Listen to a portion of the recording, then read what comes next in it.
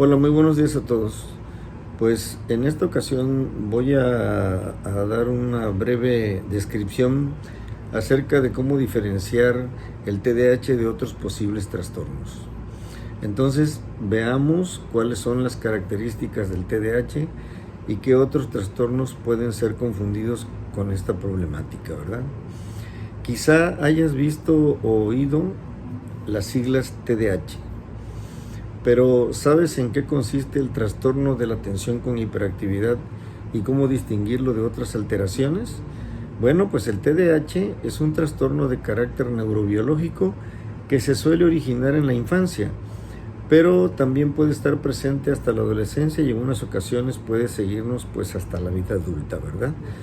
Según el Manual Diagnóstico y Estadístico de los Trastornos Mentales, que se abrevia con las siglas del DSM, en este caso ya en su versión 5 desde el 2013 que fue actualizado, se encuadra el TDAH dentro de los trastornos del neurodesarrollo. Sus síntomas nucleares fundamentalmente son una conducta inatenta, una conducta hiperactiva y una conducta impulsiva. De este trastorno existen tres tipos de presentaciones. Existe el trastorno combinado, en donde el chico tiene los tres síntomas nucleares del TDAH. Existe el que tiene la variante hiperactiva impulsiva, en donde el niño presenta solamente la conducta inquieta y impulsiva, pero no tiene trastorno atencional. Estos niños se caracterizan por que las cosas las hacen pues verdaderamente rápido y posteriormente empiezan con su conducta caótica. Y también tenemos el TDAH, que es de naturaleza inatenta, en donde el niño no da ningún problema de hiperactividad e impulsividad, pero es un niño que no se concentra, se distrae mucho, se pierden sus pensamientos. Incluso algunos maestros los describen como que son niños que como que están en el salón pero no están, como son aquellos niños que dice uno como que están en la luna, ¿verdad? Bueno, las tres formas de presentación del TDAH. El TDAH pues sí es un trastorno neurobiológico que hasta donde sabemos probablemente se debe a una disfunción de la corteza prefrontal por una alteración en los mecanismos de neurotransmisión dopaminérgica e incluso noradrenérgica. Sabemos que el lóbulo frontal pues es como el director de la orquesta de la conducta humana y que es el asiento de las funciones cerebrales ejecutivas, y que tiene conexiones con muchas áreas de nuestro cerebro y que por lo tanto es un elemento sumamente indispensable, en este caso para los procesos atencionales y para los procesos del autocontrol del niño, ¿verdad? El niño con TDAH habitualmente es un chico que no tiene problemas, vamos a decir, desde el punto de vista intelectual, la gran mayoría de ellos, pero su rendimiento académico no se ve reflejado como tal, y a veces hasta su conducta, ¿verdad? Porque la disfunción de esta región del cerebro ocasiona que tengan todas esas series de problemas, en donde definitivamente no es por una mala crianza, sino pues por un defecto que hasta este momento se sospecha fuertemente que sea de naturaleza bioquímica, por deficiencia de las dos sustancias que ya he mencionado, ¿verdad? Generalmente las personas que tienen el TDAH pueden tener las siguientes características a nivel cognitivo y a nivel conductual. Por lo regular tienen dificultad en la concentración y en la perseverancia, ¿verdad? Les cuesta mucho trabajo concentrarse en actividades de alto rendimiento cognitivo, porque se pueden concentrar viendo alguna televisión o jugando algún videojuego, pero cuando se trata de hacer un proceso que no es tan atractivo como las tareas, ahí tienen problemas, ¿verdad? Las tareas escolares, y tienen como una falta de perseverancia porque rápidamente se aburren y como quieren dejarlo, ¿verdad? Problemas también para planificar y organizar sus tareas, y tienen complicaciones muy importantes de poner en marcha su autocontrol. A veces el niño puede hacer algo y uno le llama la atención y nos dice que ya no lo va a volver a hacer, pero desgraciadamente lo vuelve a ganar la conducta impulsiva y vuelve a repetir la acción que aparentemente ya había sido corregida, y que pues no la iba a volver a hacer, pero pues es algo que no está dentro de su voluntad y lo vuelve a hacer, ¿verdad? Tienen entonces una capacidad de inhibir también pensamientos y acciones. Entonces, esto los afecta mucho. Hay un déficit también en la memoria operativa.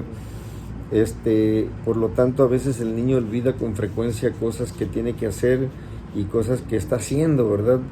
Y dificultad para identificar o reconocer emociones o problemas con la interacción social, como que a veces eso le cuesta mucho trabajo a él también.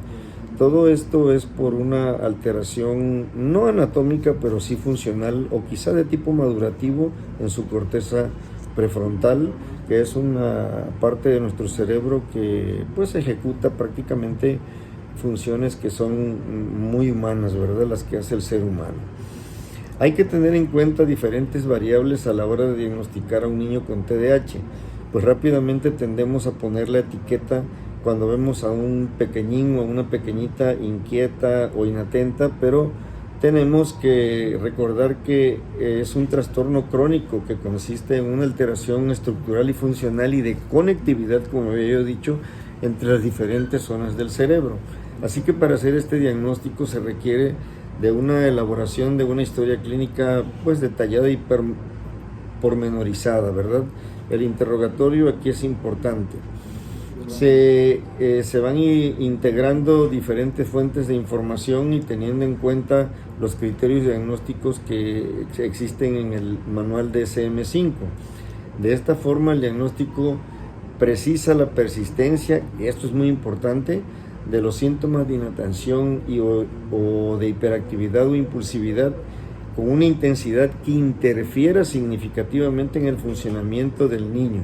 Es decir, los niños por naturaleza son inquietos, pero la hiperactividad, impulsividad e inatención del niño con TDAH interfiere de forma importante en el funcionamiento del niño, ya sea académico y social.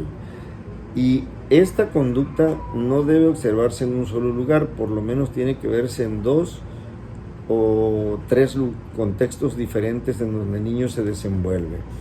En relación al anterior, pues cada caso debe de evaluarse de manera individualizada, explorando además la presencia de comorbilidades con otros trastornos, porque el TDAH habitualmente se acompaña de otros trastornos, ¿verdad? Y también de un diagnóstico diferencial con algunas alteraciones que pueden imitar al trastorno de la atención y no lo son.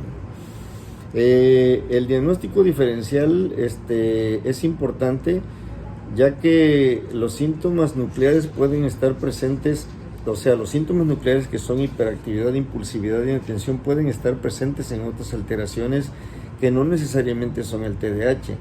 En este sentido, dichos síntomas pueden ser secundarios a otros trastornos, pero también pueden ser asociados a comorbilidades, y ahí es donde se plantea un dilema de no evaluar tan rápidamente a estos pacientes, sino de evaluarlos en un contexto integral, tratando de ver si es un TDAH puro, que es lo más raro, o si es un TDAH que va acompañado de comorbilidades, ¿verdad? ¿Qué síntomas pueden, por ejemplo, confundir con un TDAH sin ser TDAH? Por ejemplo, los factores ambientales pueden simular el trastorno de la atención. ¿Y cuáles son esos factores ambientales? Por ejemplo, cuando el niño vive en situaciones o contextos ambientales de carácter estresante, ¿no? Como por ejemplo cuando existen algunos problemas familiares, el niño puede estar angustiado, ¿verdad? Puede tener estrés y puede tener un comportamiento sumamente inquieto, disperso e inatento.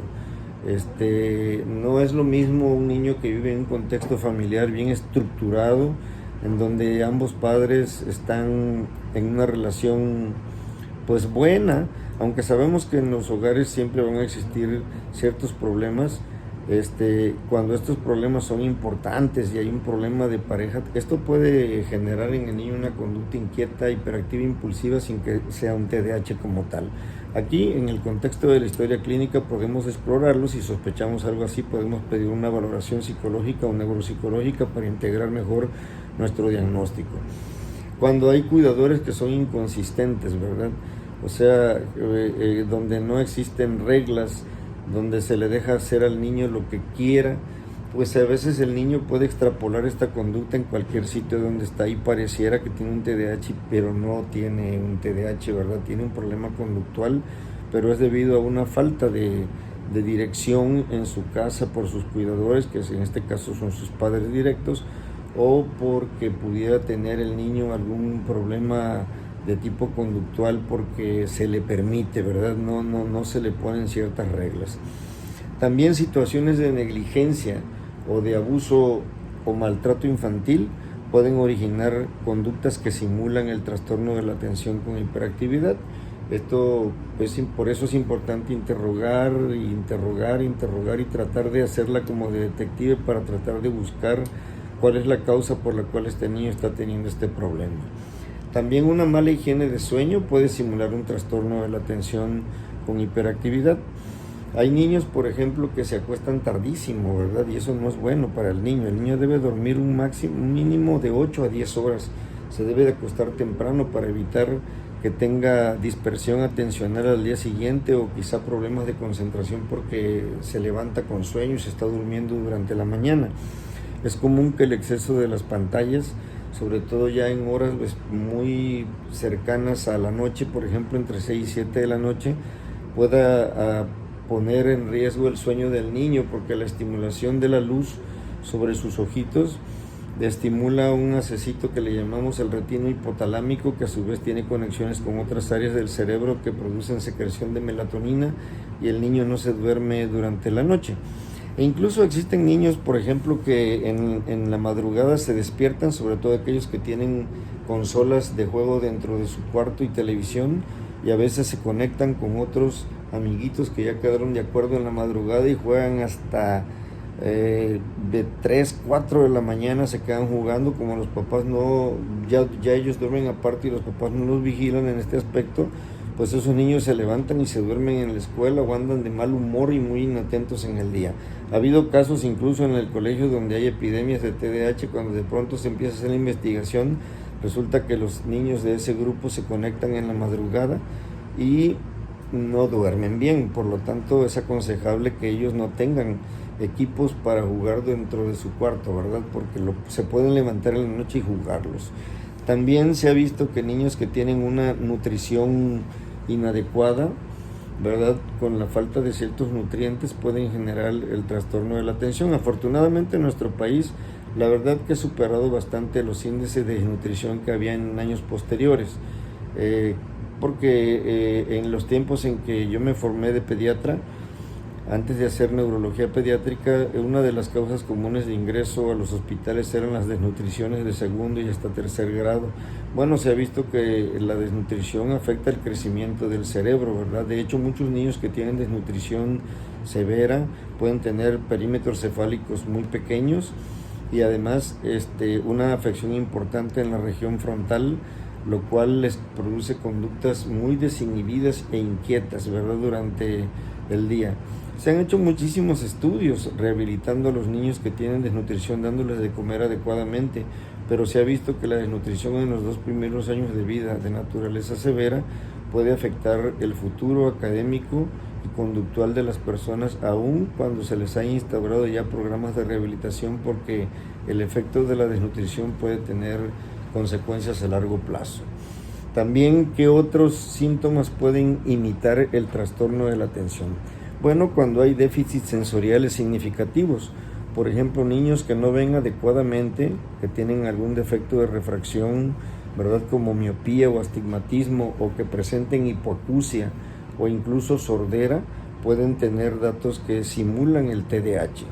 De hecho, cuando uno ve niños que ya de por sí tienen diagnóstico de daño auditivo importante, que no escuchan, uno los refieren con nosotros porque son muy inquietos, pero esto es por el defecto sensorial que presentan, ¿verdad? Al no escuchar adecuadamente, pues se ponen así. Afortunadamente ya los diagnósticos de problemas auditivos se pueden hacer tempranamente gracias a los tamices auditivos que se le hacen al recién nacido, pero de vez en cuando por ahí llega un paciente que tiene defecto auditivo pero debido a que no se le hizo este estudio y pues llega con un retardo del lenguaje y aparte una conducta sumamente inquieta, ¿verdad? Es importante hacer una exploración dentro del consultorio de cómo se encuentra la audición. Existen herramientas para poder hacerlo, no necesariamente tecnológicas, sino técnicas de exploración física que se pueden hacer con los diapasones para poder orientar adecuadamente si ese niño está escuchando o no adecuadamente, ¿verdad? También podemos tener efectos medicamentosos. Por ejemplo, hay tratamientos como por ejemplo los que se dan para el asma, como los broncodilatadores, ¿verdad?, que producen a veces una conducta sumamente inquieta en el niño, sobre todo aquellos que tienen un asma que tiene que ser tratada frecuentemente con inhalaciones de productos que son para dilatar sus pulmoncitos. A veces eso hace que esos niños tengan bastante inquietud por los efectos secundarios del medicamento. También aquellos pacientes, por ejemplo, que se les dan medicamentos preventivos del asma, que pueden producir también conductas importantes de hiperactividad y a veces conductas desafiantes en algunos chicos, como el Montelukast, que es el que se usa, ¿verdad? Ese se ha reportado que puede dar efectos secundarios. Por eso hay que preguntar si el niño tiene alguna enfermedad alérgica e ingiere algún medicamento, porque esto pudiera ser lo que estuviera dando la conducta que simula un TDAH. También aquellos niños que toman antiepilépticos pueden tener datos clínicos semejantes al TDAH. Aunque la epilepsia se puede asociar al TDAH y el TDAH se puede asociar a la epilepsia, a veces hay que preguntar qué fármacos está tomando el niño si padece epilepsia, porque por ejemplo hay algunos que sí pueden dar conductas semejantes a las de un TDAH, y a veces se puede caer en el error de dar un fármaco para el TDAH cuando en realidad lo que necesitamos hacer quizás sea un cambio del antiepiléptico para evitar que se tengan ese tipo de conductas, ¿no? También pacientes que tienen alteraciones endocrinas, sobre todo alteraciones tiroideas. Por ejemplo, el hipertiroidismo puede dar una conducta muy inquieta. El hipertiroidismo es exceso de función tiroidea, y a veces también, por ejemplo, los niños que tienen hipotiroidismo, disminución de función tiroidea, que pueden tener una conducta como si tuvieran un trastorno de la atención de presentación inatenta. En estos casos obviamente existen otros síntomas que van a orientar al doctor de que aquí se trata de otro problema y derivar el paciente con el especialista pertinente para que trate esas alteraciones, ¿verdad? También la intoxicación por plomo, que afortunadamente cada vez es menos frecuente, pero se debe tener en cuenta que a veces, pues sí, niños que vienen de sitios de riesgo debe medirse el plomo, ¿verdad?, sérico. También la anemia por deficiencia de hierro se ha visto que produce conducta muy inquieta en algunos pacientes que tienen este tipo de anemia. Vale la pena pedir a veces una biometría hemática mínimo para ver los niveles de su hemoglobina, hematócrito y niveles de hierro sérico, ¿verdad? Y algunos tipos de neoplasias pueden dar una conducta que simula el TDAH, o sea, de tumores. Me ha tocado ver un paciente que tenía un tumor hipotalámico, que comprimía un poquito su quiasma y él no veía bien y se tropezaba con las sillas del salón y tenía una conducta muy inquieta y parecía que tenía un trastorno de la atención con hiperactividad cuando fue referido por su escuela, pero a la hora de que lo revisamos y encontramos datos sugestivos de cráneo hipertensivo, ¿verdad?, se estaba elevando la presión en su cabecita, pues pedimos los estudios pertinentes y se diagnosticó que toda su conducta era por una tumoración cerebral. Son casos raros, pero sí se pueden observar en algunas ocasiones. Ahora, también vale la pena, antes de terminar esto que estamos comentando en este momento, decir que el TDAH puede tener algunas comorbilidades asociadas, ¿verdad? Comorbilidades que se asocian muchísimo, pero que también son importantes tener en cuenta que a veces se pueden presentar en forma independiente sin que el chico tenga el TDAH. Por ejemplo, ¿qué cosas pueden dar problemas que semejan al TDAH? También los trastornos del aprendizaje.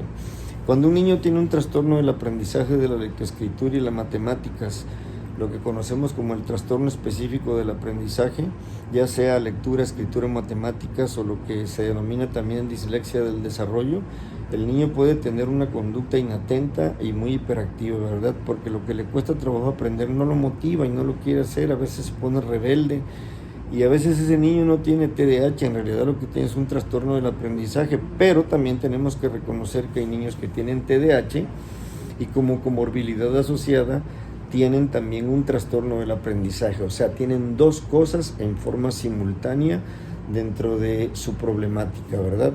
Entonces, por eso es que decimos que se tiene que hacer una evaluación clínica del problema y no nada más una evaluación en donde se vayan palomeando ciertos criterios para decir este sí tiene y este no tiene. No, el doctor tiene que estar avesado en ser como pues casi un detective para tratar de determinar si es una cosa sola o son dos cosas asociadas, ¿verdad? Porque de nada nos serviría darle, por ejemplo, a un niño con un trastorno del aprendizaje un medicamento para el TDAH, porque pues es muy poco lo que le vamos a poder ayudar. Aquí quizá el tratamiento psicopedagógico sería el más importante, pero si tiene asociado TDAH sí hay que dar un tratamiento. ¿Qué otro problema puede también generar una confusión a veces con el TDAH? Los trastornos del lenguaje, sobre todo los trastornos del lenguaje que afectan el lenguaje en forma mixta, o sea, donde hay un defecto tanto para expresarse como para comprender. En esos niños a veces la ansiedad que le genera el no poderse comunicar o no poder comprender puede dar una sintomatología de inatención o una conducta hiperactiva, incluso hasta rebelde, ¿verdad? Por no poderse comunicar y como de aislamiento porque los demás niños no lo entienden o porque como al hablar no lo entienden, pues lo segregan un poco de las reuniones que se hacen en la escuela, ya sea a la hora de que es recreo para que salgan a jugar. Pero también es muy importante aclarar lo que acabo de decir previamente también en el trastorno del aprendizaje. Muchos niños que tienen TDAH pueden tener también un trastorno del aprendizaje asociado, una comorbilidad se dice, ¿verdad? Pero hay niños que nada más tienen trastorno del lenguaje y no tienen TDAH. Para eso hay que hacer una adecuada historia clínica y un interrogatorio correcto. Ningún estudio de los que se puedan realizar para ayudar a redondear el estudio del trastorno de la atención, como sería por ejemplo un aula virtual, una prueba MOXO o algunas otras herramientas con las que se cuenta, va a sustituir a la historia clínica y a la pericia y a la experiencia de una persona que ve este tipo de pacientes. También es muy importante ver que el trastorno de la atención se puede acompañar también de trastornos motores.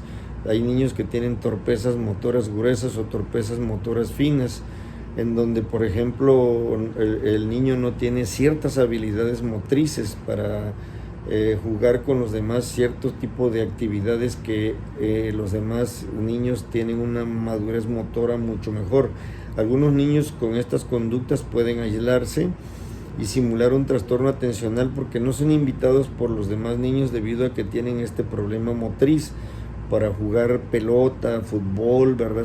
Tienen cierta torpeza, pero también hay niños que tienen TDAH asociado a un trastorno motor y entonces en estos niños obviamente se requiere, además del tratamiento, pues se va a requerir que tengan terapias de psicomotricidad para ayudarlos, ¿verdad?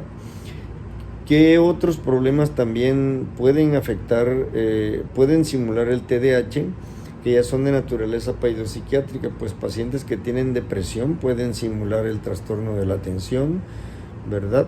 También aquellos que tienen trastorno de ansiedad pueden simular el trastorno de la atención, pero también es verdad que hay niños que tienen trastorno de TDAH asociado a depresión o trastornos de TDAH asociado a ansiedad, porque muchos niños con el TDAH pueden desarrollar trastornos que se llaman internalizados, es decir, no los vemos en la sintomatología así muy evidente, pero existen algunos datos que hablan de que el niño puede tener depresión y ansiedad, que esos son los trastornos internalizados.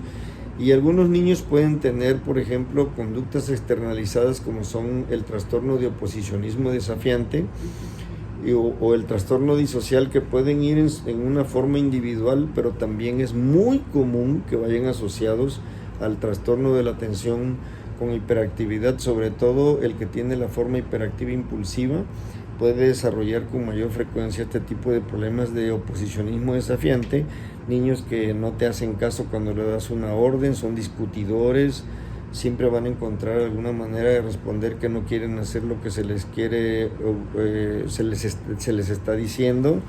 Pueden incluso tomar conductas vengativas si se le obligó, o conductas para desquitarse de algo, ¿verdad? Con eso, con el que lo obligó a hacer, en este caso ya sea su profesor o su papá. A veces te pueden esconder una llave del carro, o te pueden esconder alguna cosa que ellos saben dónde está y no te dicen, y tú andas busca y busca por todos lados, ¿verdad? Insisto, puede ir en su forma pura de trastorno de oposicionismo desafiante, o puede ir acompañando a un trastorno de la atención con hiperactividad. Y también pueden tener estos datos clínicos los niños que tienen el trastorno disocial, que ya es una problemática mucho más severa, porque son aquellos niños que ya hacen las cosas en forma intencionada, ¿verdad? Causan daño a otros niños, planean lo que van a hacer, les comen sus comidas, y esos niños requieren una atención neuropediátrica, pero también con el apoyo de paidopsiquiatría y a veces de psicología. Como ven ustedes, existen muchas cosas que pueden confundirnos, ¿verdad?, con el trastorno de la atención. Por ejemplo, el abuso de sustancias, sobre todo en el adolescente, es un trastorno que puede ir asociado como comorbilidad al TDAH, porque el TDAH puede predisponer a este tipo de conductas, porque el niño, pues, o el adolescente primero hace y luego puede ser que no tenga la oportunidad, debido a la impulsividad, de ver que ingerir sustancias nocivas van a ser peligrosas para su salud. Y estos chicos a veces pueden desarrollar la adicción, puede simular un TDAH. Incluso ahora que hubo la epidemia de COVID, que muchos chicos que estudiaban fuera de sus casas tuvieron que regresar a sus casas por la cuestión de que así se pidió, ¿verdad?, que se suspendieran las clases. Se detectó en estos niños que al estar ahí, estos adolescentes empezaron a tener conductas como de angustia, conductas de desesperación. Los papás los llevaron a consulta porque pensaron que tenían alguna problemática, pero ya estando ahí se descubrió que eran jóvenes adictos, ¿verdad?, que como no podían ingerir dentro de su casa porque estaban con los papás, lo más común es marihuana y a veces cocaína en algunos casos, pues empezaron a tener estos síntomas. Así que a veces hay que tomar, en el adolescente sobre todo, hacer esa diferenciación de si se trata de un problema de adicción que está dando esta sintomatología. Pero es muy importante también recalcar que muchos jóvenes que tienen el trastorno de la atención con hiperactividad pueden tener riesgo de desarrollar farmacodependencia, y aquí hay que hacer una aclaración. Si ese niño o ese muchacho recibe tratamiento, no es cierto que el tratamiento predisponga a que los jóvenes o los niños se vuelvan adictos. Al contrario, muchos estudios que se han hecho a nivel mundial han visto que aquellos chicos que toman tratamiento están más protegidos contra el desarrollo de adicciones que aquellos que no tomaron tratamiento, porque ha habido autores que se han dedicado a hacer un seguimiento a largo plazo de niños que tomaron un tratamiento y quienes no aceptaron un tratamiento, y se ha visto que aquellos que no aceptan un tratamiento porque sus papás no se lo quieren dar tienen mayor riesgo de alcoholismo y de adicciones, porque en estos casos la conducta impulsiva, ¿verdad?, hace que el niño tome decisiones que a veces no controla. Y ya dijimos que eso a veces no depende de su voluntad, depende fundamentalmente de que tiene un problema en los sistemas de gestión, sobre todo de la corteza prefrontal, que ayudan a tener un comportamiento inhibitorio de conductas impulsivas. También en ocasiones podemos ver jóvenes que tienen secuelas de traumatismo cráneoencefálico, ¿verdad?, y que tuvieron contusión del lóbulo frontal, que pueden desarrollar una conducta dispersa y una conducta hiperactiva después de que se recuperaron del traumatismo. Entonces es muy importante tener en cuenta estas condiciones. Y hay condiciones, por ejemplo, genéticas, que pueden también simular el TDAH, ¿verdad? Por ejemplo, el síndrome del cromosoma X frágil, el síndrome de Prader-Willi. Algunos chicas que tienen síndrome de Klinefelter pueden tener estas alteraciones, entonces que simulan el trastorno de la atención. Como ven ustedes, valorar un joven que tiene una conducta hiperactiva o un niño que tiene una conducta hiperactiva, inatenta e impulsiva es una valoración muy amplia, es una valoración en donde se necesita experiencia. es una valoración que no es nada más de pedir estudios para que se le apliquen pruebas para tratar de ir haciendo todo como un palomeo de un checklist.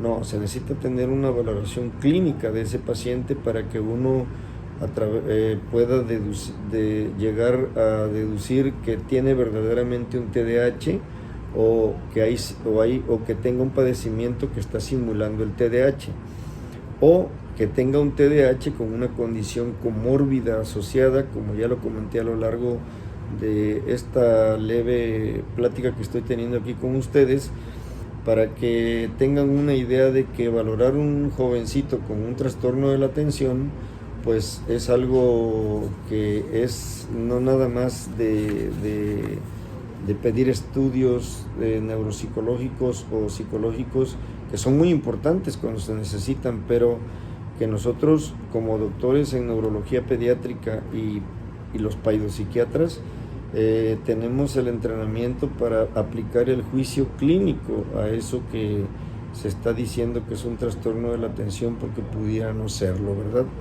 En definitiva, es muy importante concluir que el TDAH va más allá de un niño que se porta mal, un niño o una niña que se porta mal, que no escucha o que es muy nervioso, o una persona que no presta atención y tiene dificultades para planificar y organizarse para hacer sus actividades.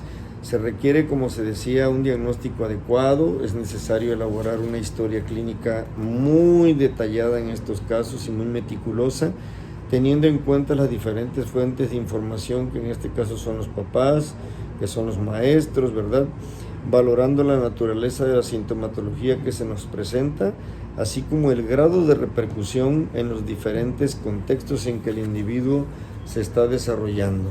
Porque, insisto, no hay un TDAH que se presente en un solo lugar y que no se presente en la casa, o al revés, que se presente en casa y que en la escuela te digan que allí se porta bien en otros contextos. En este caso no estamos reuniendo el criterio que se pide, que debe de ser cuando menos en 2 o en 3 lugares, ¿verdad?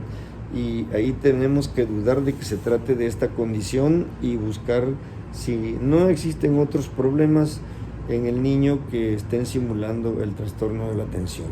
Bueno, yo creo que me extendí un poquito en el video, pero quería dar algo así como un panorama general un poquito amplio para que ustedes tengan una idea de que si tienen un hijo con este problema, pues la evaluación debe de ser amplia en relación a hacer una adecuada historia clínica, que nosotros en medicina decimos que la historia clínica es la base del diagnóstico, ¿verdad?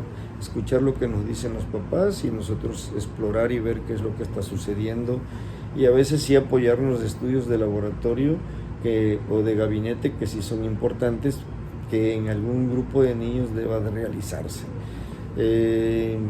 Espero que el video les haya sido útil. Si es por primera vez que estás viendo mi canal, pues te invito a que te suscribas, ¿verdad? Y que estés atento a las publicaciones que hago. Me tardé un poquito en hacer publicaciones porque como subí tantos videos, quise ver la respuesta que tenían ustedes al observarlos, y vi que la respuesta es bastante buena, porque de alguna manera sirve como para que nos orientemos.